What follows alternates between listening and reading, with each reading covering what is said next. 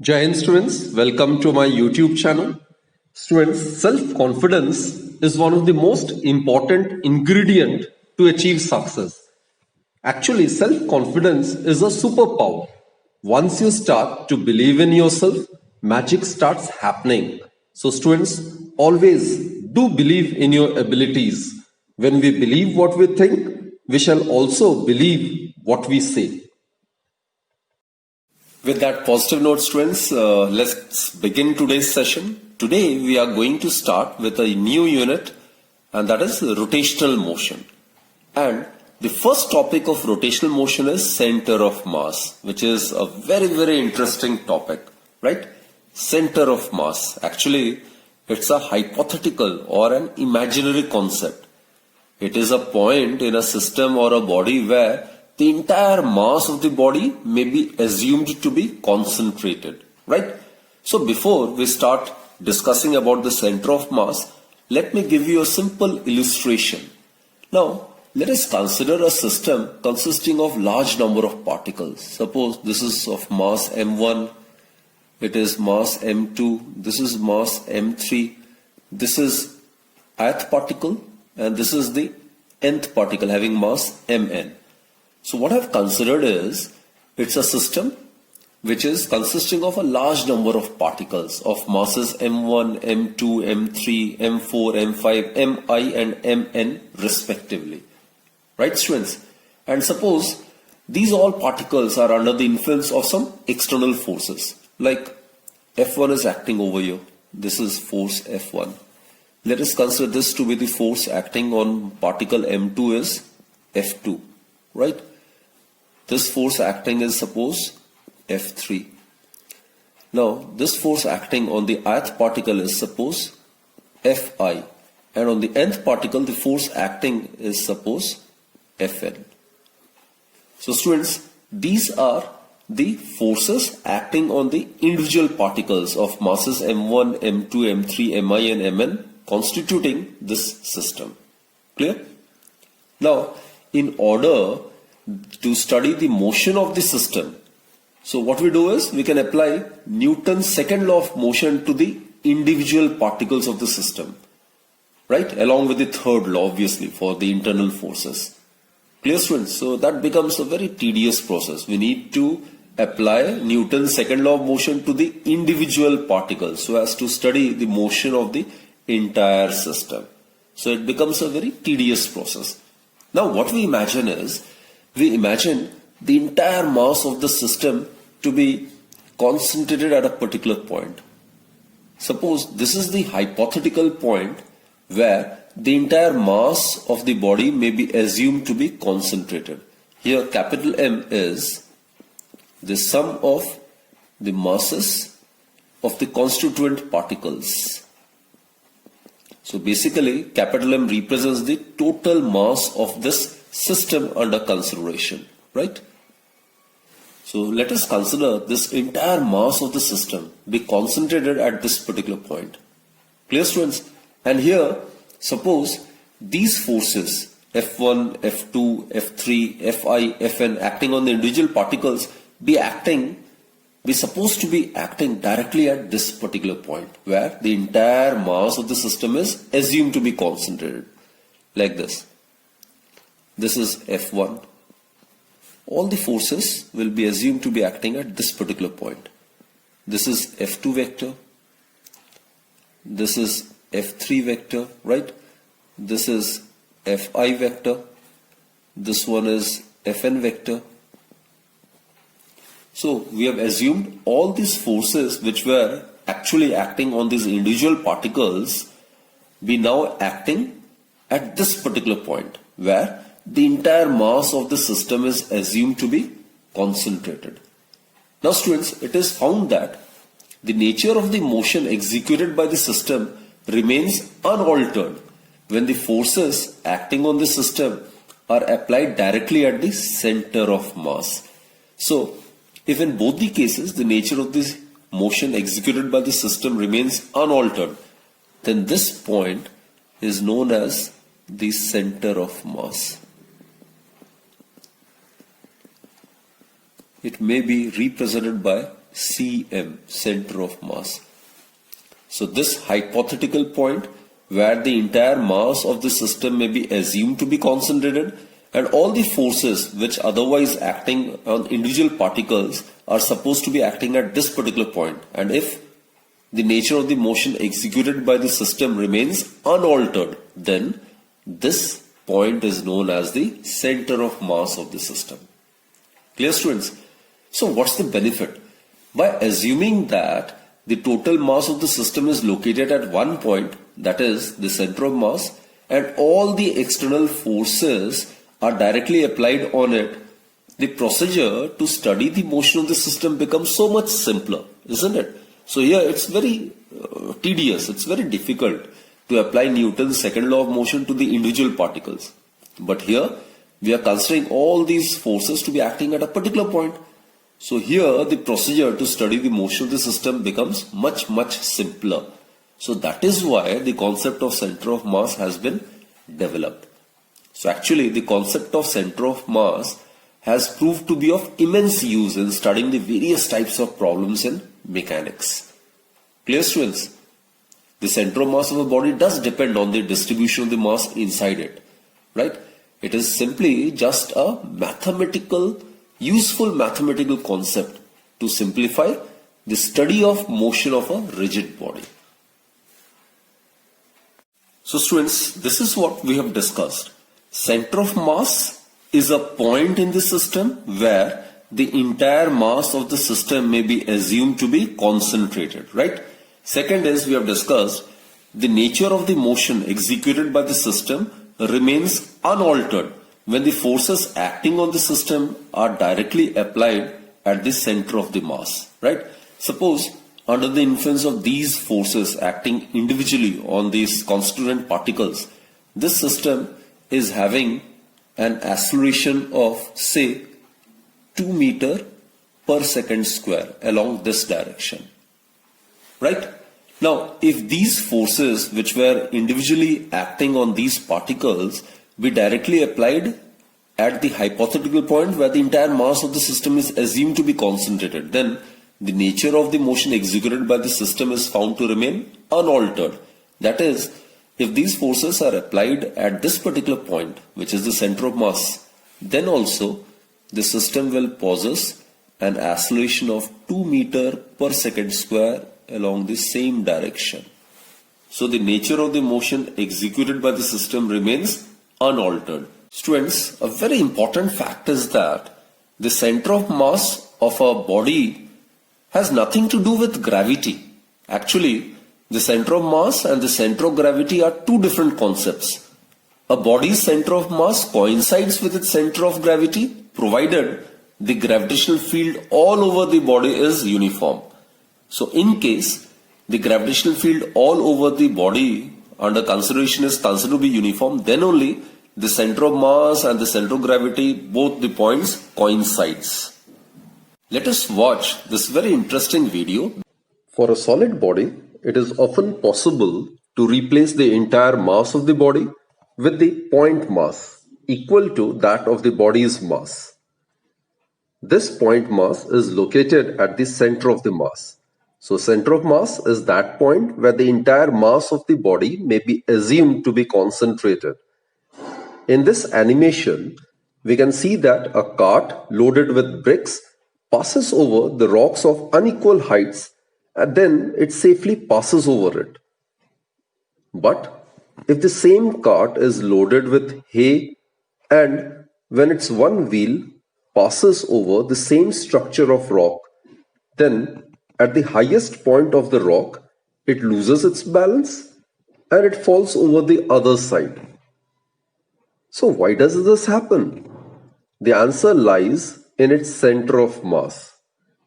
Load of bricks is a solid symmetrical shape for the body, and homogeneous solid bodies would have a symmetrical shape. The center of mass is at the center of the body symmetry, that is, at its geometrical center. And in the case of cart loaded with hay, its center of mass lies much higher than that of the bricks. The center of mass actually is the point about which a solid will freely rotate if it's not constrained, which is also the balance point.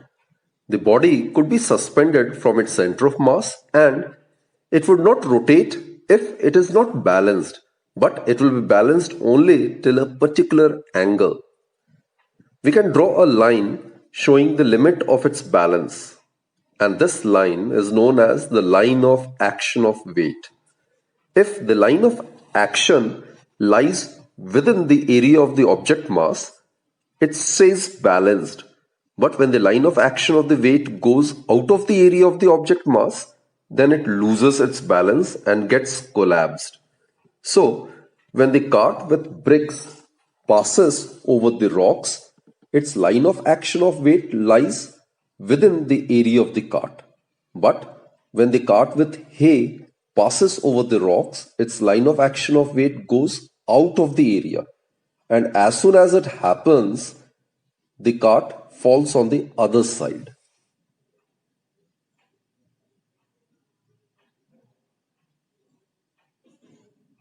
Students, the center of mass of a rigid body is a point whose position is fixed with respect to the body as a whole. This point may or may not be within the body. I repeat, the center of mass may or may not be within the body. In other words, what I mean to say is that it is possible that there may be no matter at the center of mass, right?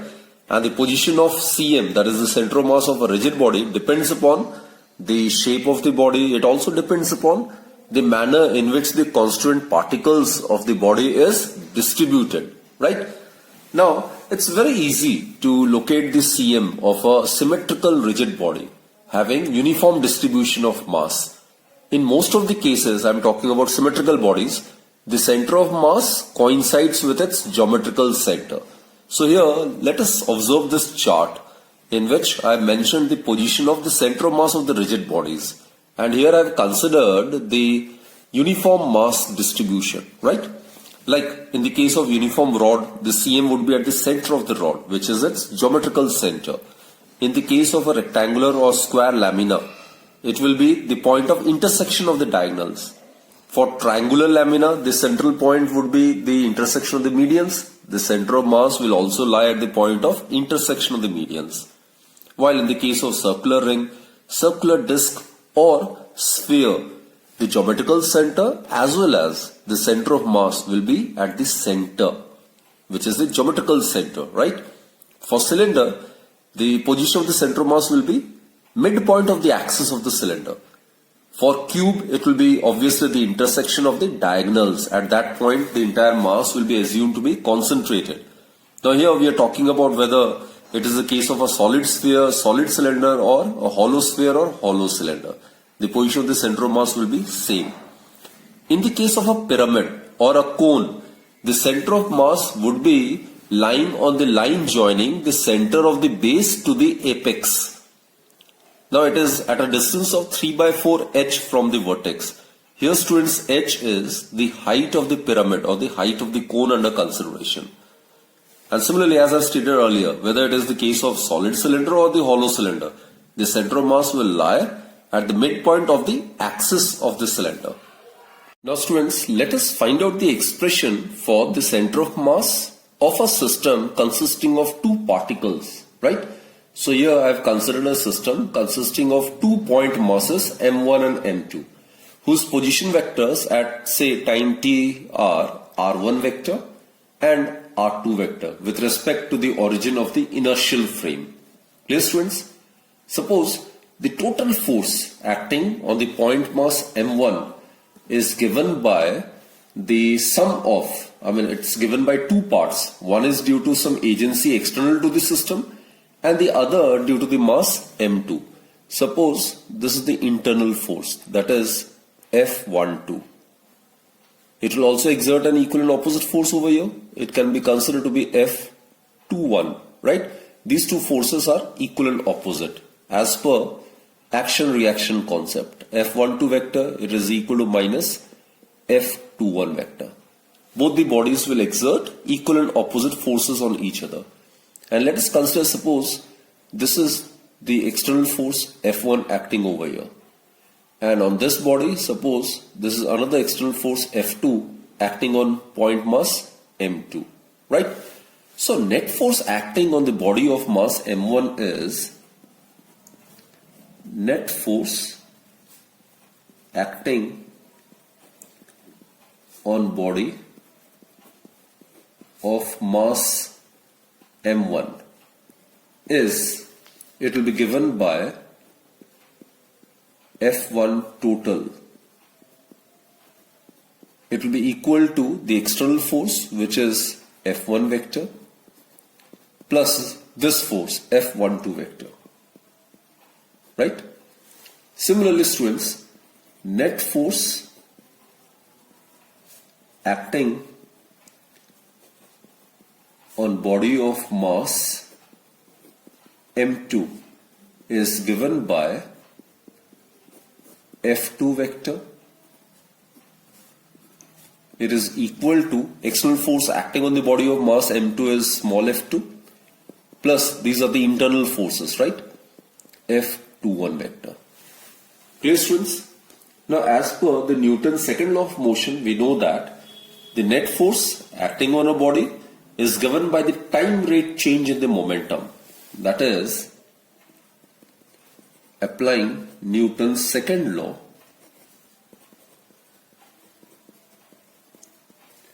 we get, second law states that the external force acting on a body is directly proportional to the time rate change in the momentum of the body. And the change in the momentum always takes place along the direction of the force applied. So, for M1, what we get is net force acting, that is F1 vector plus F12 vector. It should be given by differentiation of momentum with respect to time. P1 vector is the momentum associated with body of mass M1. Now, momentum is, students, mass into velocity. So it may also be written like this. It is M1 V1 vector. Clear? Put this as equation 1. Similarly, for M2, students, what we get is net force acting on M2 is small f2 vector plus F21 vector. Net force acting on body of mass M2 would be given by the time rate change in the momentum of the body of mass M2. That is dP2 vector divided by dt. Linear momentum is the product of mass and velocity, so it will be M2 V2 vector. Put this as equation number 2. Now, students, adding 1 and 2 we get,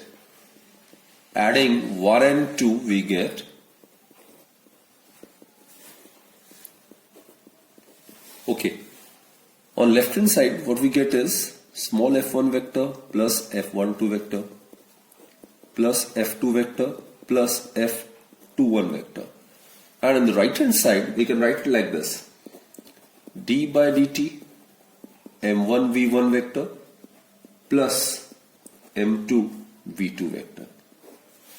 Clear? Now, students, as I have told you, these are the internal forces, and sum total of internal forces is equal to 0. So these two bodies, they are exerting equal and opposite forces upon each other. So F12 vector is minus F21 vector. So these two get cancelled out. Therefore, we are left with small f1 vector plus small f2 vector is equal to d by dt of m1 v1 vector plus m2 v2 vector. Clear, students? And f1 plus f2, this is the net external force acting on the system comprising of these two point masses. So F vector is equal to d by dt m1 v1 vector plus m2 v2 vector. F is the net external force. Capital F vector is the net external force acting on the system, which constitutes m1 and m2, right? Okay. Now let's evaluate this expression. Students, consider m1 v1 vector plus m2 v2 vector, right? It can be written as m1. Velocity is the time rate change in the displacement of the body. Its position vector is r1 for body of mass m1. So v1 vector may be written as dr1 vector divided by dt plus m2 v2, velocity of the second body of mass m2, may be written as dr2 vector divided by dt. Clear? So what we can do is, we can again rearrange it. We can write it like this, d by dt. We can write it as m1 r1 vector, mass being constant. So it is d by dt, m2 r2 vector. It can further be modified in this manner. D by dt can be taken as common and it can be written as m1 r1 vector plus m2 r2 vector. Right? Put this as equation 3 and this as equation 4. Now students, let's substitute the value of m1 v1 plus m2 v2 from equation 4 in equation 3. Right? So what you get is, from 3 and 4, we get the net external force acting on this system is given by d by dt, and now substitute the value of m1 v1 plus m2 v2 from equation 4. m1 v1 vector plus m2 v2 vector is given by d by dt m1 r1 vector plus m2 r2 vector. Fine. Now this will give us the double differentiation of, it is written as d square divided by dt square. This is actually the double differentiation of m1 r1 vector plus m2 r2 vector. Now what to do is, suppose the mass of the system is represented by capital letter M, which is given by obviously the sum of the masses of the constant particles, right? So capital M is the total mass of the system. So multiplying and dividing by capital M in this equation, we get the net external force acting on the system. It may be written as M d square by dt square. Over here we can write m1 r1 vector plus m2 r2 vector divided by m.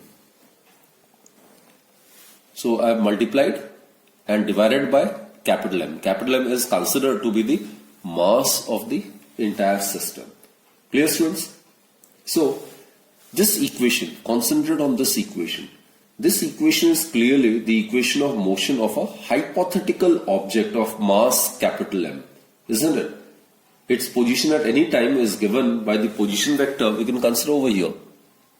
Suppose this is where the total mass is concentrated, and suppose its position vector is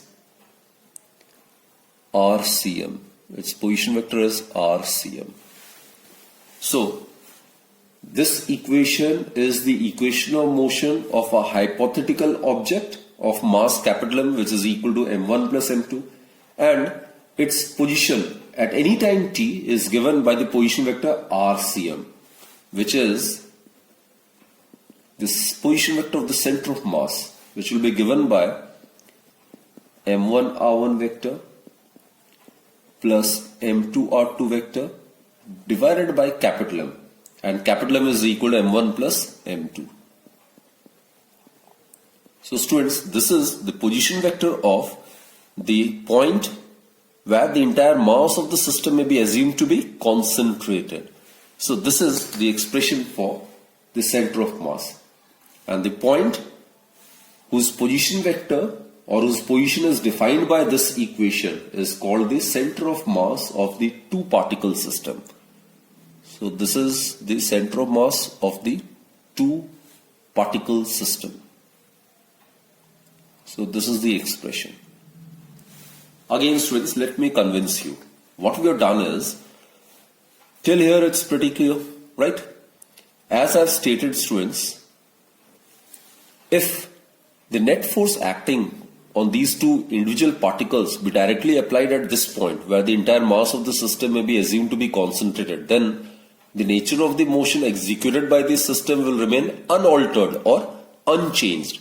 So this point may be termed as the center of mass. So here, if the net force F is acting, then we could have written like this: F vector is equal to mass into acceleration, isn't it? Now acceleration, you are aware, it's given by time rate change in the velocity vector. Now velocity vector, we are aware it is the time rate change in the position vector, right? In this case it is RCM vector. So F vector, the net force acting at this particular point where the entire mass of the system is assumed to be concentrated, it's given by m. It will become double differentiation d square by dt square of RCM vector. So if you consider this to be equation 6 and compare these two, if you compare these two equations, we'll get RCM vector equals to m1 r1 vector plus m2 r2 vector divided by m1 plus m2, right? So comparing 5th and 6th, we can easily obtain this particular expression. And as I've stated, this is the equation of motion of a hypothetical object of mass capital M, right? So it is nothing but it is F equals to M into A. This term, the double differentiation of displacement with respect to time, that gives the acceleration, isn't it? So this is the position of this hypothetical point with respect to the origin. And RCM, this is what we call as the center of mass of a two-particle system. Clear, students? So it is always defined by this particular equation. It is the point at which the total external force, this F vector, it may be assumed to be acting, right? This is the total force which is assumed to be acting, right? And it may be noted that it is not necessary that there may be a material particle at the center of mass of the system, right? But we can always calculate the position of the center of mass at each time. Clear, students? So this is a very, very important expression for center of mass. Now we will be discussing the special cases, right? Let's consider the case when the particles are of equal masses, that is m1 is equal to m2 is equal to m, say. So in this case, we have obtained the expression that RCM, it's equal to m1 r1 vector plus m2 r2 vector divided by m1 plus m2. So in case the particles are of equal masses, then RCM vector, it would be equal to m r1 vector plus m r2 vector divided by m plus m. So it will become twice m. M in numerator and denominator is common. So we'll be left with RCM vector. It would be equal to r1 vector plus r2 vector divided by 2. Clear, students?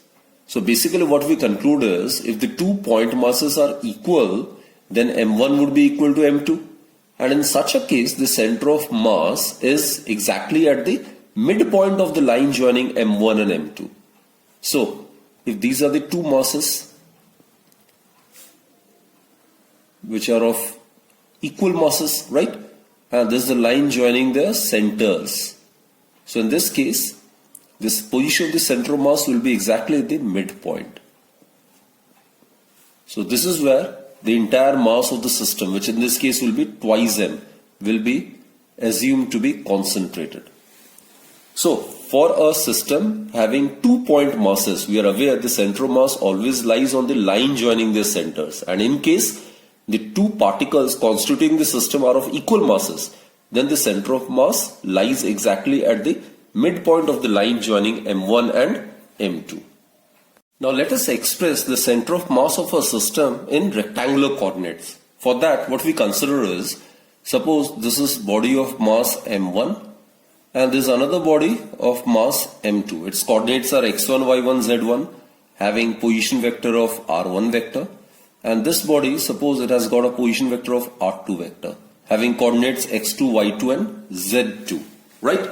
Now as I've stated earlier, in case of a system consisting of 2 point masses, then the center of mass will lie on the line joining the center of these two bodies.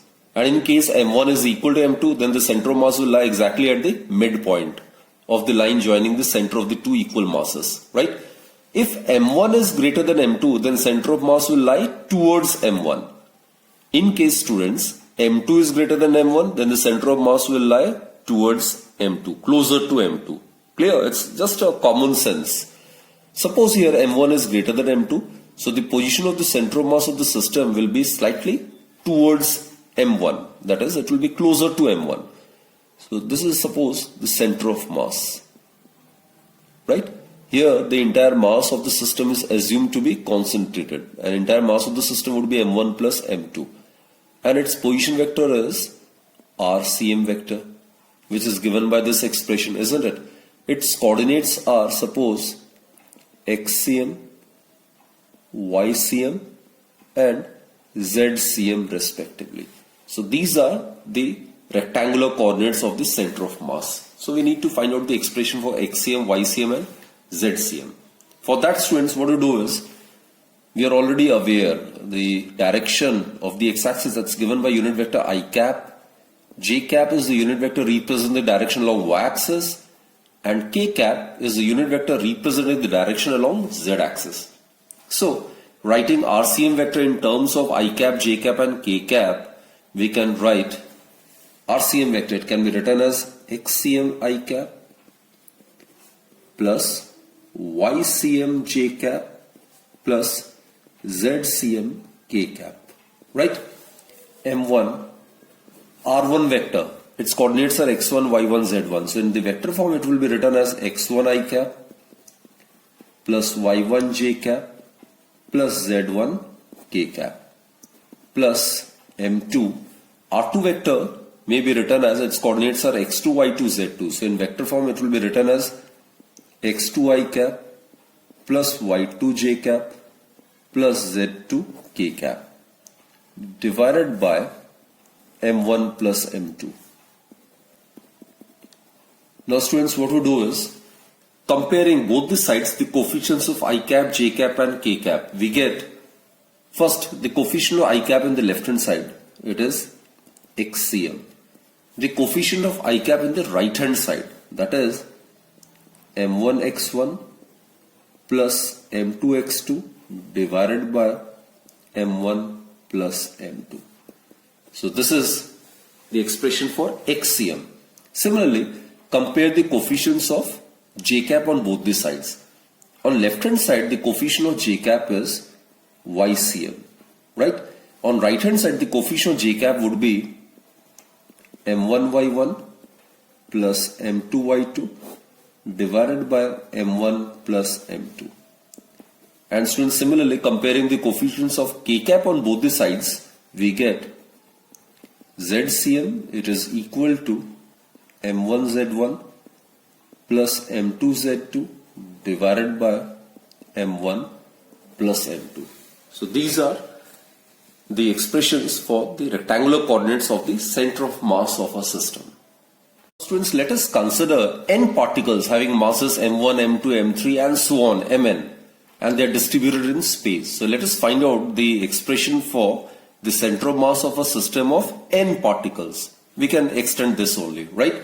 So XCM in such a case can be written as m1x1 plus m2x2 plus m3x3 and so on plus mnxn divided by m1 plus m2 plus m3 and so on. So students, in the numerator, it can be represented by summation. I is equal to 1 to n. N are the number of particles which constitutes that system. Here it can be written as mixi divided by summation I equals to 1 to n mi. So the denominator actually denotes the total mass of this system, isn't it? So it is actually 1 by capital M. Capital M may be considered to be the mass of the system, which will be equal to m1 plus m2 plus m3 and so on. So summation I equals to 1 to n mi xi. Clear, students? Now A rigid body such as a meter stick, or you can consider a flywheel, is a system of closely spaced particles. So this equation are applicable to a rigid body as well. The number of particles, that is atoms or molecules in such a body, is very, very large. And obviously students, it is impossible to carry out summations over individual particles in these equations, right? So since the spacing of particles is small, we can treat the body as a continuous distribution of mass. So we can subdivide the body into n small elements of masses, del m1, del m2, del mn, and so on, right? So what we can do is, we can write in this particular manner as well. xcm may be also written as summation del mi xi divided by summation of del mi. It obviously will give the entire mass of the system, right? So as we make n bigger and bigger, as we make n, it is I equals to 1 to n, right? So n is the number of particles, I equals to 1 to n. So as the number of particles, that is small n, becomes bigger and bigger, each del mi, it becomes smaller. So here what we can do is summation del mi, it may be written as integration of dm, which will, as I've told you, it will give us the total mass of the system. And summation of del mi into xi, it can be written as summation of x dm. Clear, students? Therefore, xcm, it can be written as 1 by m, and in place of summation of I equals to 1 to n mi xi, we can write integration of x dm. So students, this is the expression for xcm. Right? While solving numericals, you can make use of these expressions. So the coordinate of the center of mass along the x-axis, that is xcm, it's given by this. Similarly,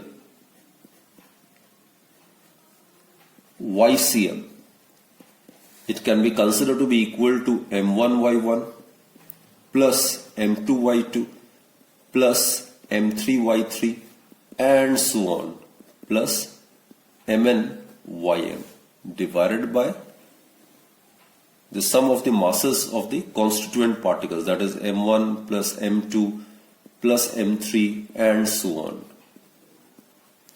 So it can be written as 1 by m.